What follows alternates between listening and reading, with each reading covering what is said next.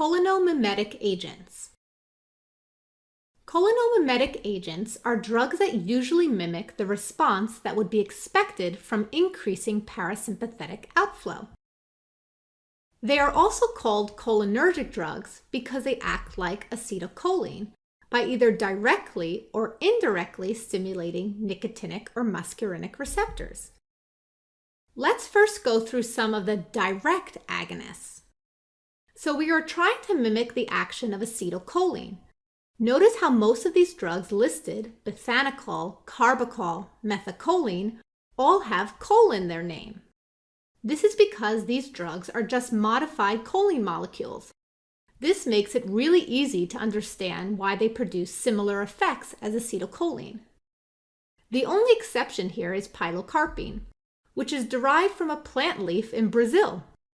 This was actually discovered when the native people that chewed on the plant leaf started salivating, lacrimating, and sweating like crazy due to the stimulation of M3 receptors on the salivary, lacrimal, and sweat glands.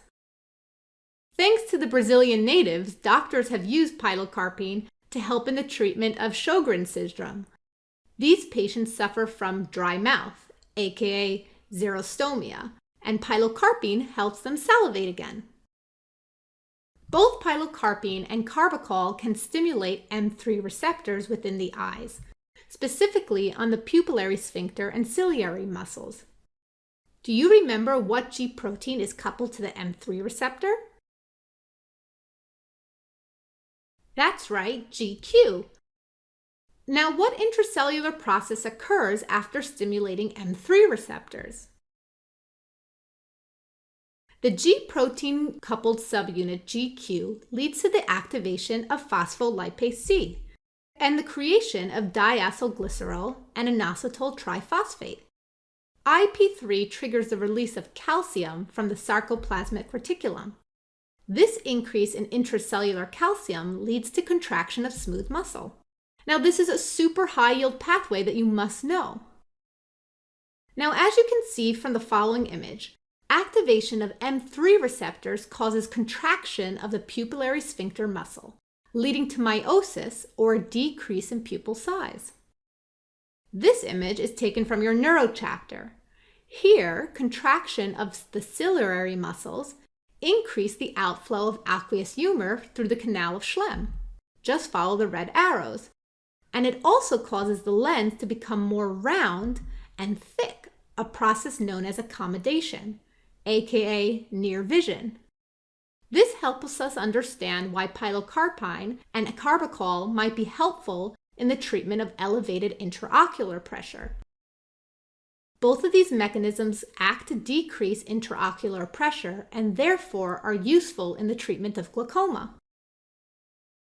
Bethanechol stimulates muscarinic M3 receptors on smooth muscle of the intestines and the bladder. Again, if we are mimicking the parasympathetic pathway in the bowels and bladder, what would we expect to see?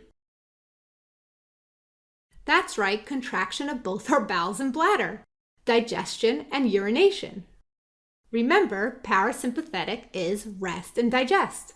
Therefore, bethanechol is great for treating a bowel that will not contract, which we call an ileus. This is very common after abdominal surgery due to direct irritation of the bowel or secondary to anesthesia. Bethanechol can also stimulate bowel that is not receiving enough direct input from the parasympathetic neurons. This is a type of neurogenic ileus and is common in people with neuropathy problems like diabetes. Now, the effect on the bladder is the same. It stimulates the detrusor muscle to contract to push urine out of the bladder, which is why this drug can be used for urinary retention. Our last drug, methacholine, is famous in its aerosolized form to stimulate M3 receptors on bronchial smooth muscle. This causes them to contract. The methacholine test can help in the diagnosis of asthma because after administering the drug, the degree of bronchoconstriction can be measured with spirometry. Do you remember from your respiratory chapter what will happen to the FEV1-FVC ratio in an asthmatic? the ratio will be decreased because asthma is an obstructive lung disease. Now, all the drugs we mentioned so far are resistant to the breakdown of acetylcholinesterase because they are incapable of being bound by the enzyme. Let's move on to our indirect agonists. We use the term indirect because instead of directly stimulating muscarinic or nicotinic receptors, these drugs increase the amount of acetylcholine within the synaptic cleft by inhibiting acetylcholinesterase. Therefore, they indirectly stimulate receptors by increasing the amount of acetylcholine available.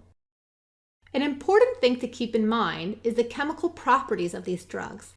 This will help you differentiate where they will exert their effect, meaning will they cross the blood-brain barrier or stay in the periphery? Donepezil, galantamine, and rivastigmine are all lipid-soluble drugs. Therefore, thinking back to your neuro chapter, would you expect them to cross the BBB? Yes, this is why they are useful in patients that you want to increase the amount of available acetylcholine in the brain. And which patients are these? Alzheimer patients. Edrophonium is an extremely short-acting acetylcholinesterase inhibitor that was previously used in the diagnosis of myasthenia gravis. But now we just check for anti-acetylcholine receptor antibodies. Now, why is giving edrophonium helpful in diagnosing myasthenia gravis? If you recall from your musculoskeletal chapter, myasthenia gravis is a disorder where autoantibodies compete with acetylcholine for receptors at the neuromuscular junction. Therefore, giving edrophonium would increase the amount of acetylcholine in the synaptic cleft, outcompeting those autoantibodies and allowing for muscle movement. Neostigmine, pyridostigmine, and physostigmine are all very similar, which is rather obvious considering how they all end in stigmine. Again, the key to differentiate between the three is to ask yourself about their chemical properties. Checking out the chemical structures, which one of these will easily cross the BBB and which will not? In your neuro chapter, we mentioned that nonpolar or uncharged substances cross the BBB rapidly. Therefore, physostigmine, a tertiary amine, is the only one here that will be able to cross.